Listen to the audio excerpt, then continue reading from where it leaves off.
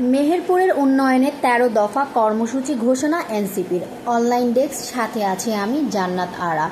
কেমন মেহেরপুর চাই শীর্ষক মত বিনিময় সভায় জেলার শিক্ষা, স্বাস্থ্য, কৃষি, কর্মসংস্থান ও সামাজিক উন্নয়ন নিয়ে ১৩ দফা কর্মসূচি ঘোষণা করেছে জাতীয় নাগরিক পার্টি এনসিপি। শনিবার ৪ অক্টোবর বেলা ১১:৩০টায় মেহেরপুর জেলা পরিষদ মিলনায়তনে এক মত বিনিময় সভায় এই কর্মসূচি ঘোষণা করা হয়। সভায় প্রধান অতিথি ছিলেন এনসিপির যুগ্ম মুখ্য সমন্বয়ক ও মেহেরপুর জেলার প্রধান সমন্বয়কারী অ্যাডভোকেট শাকিল আহমদ।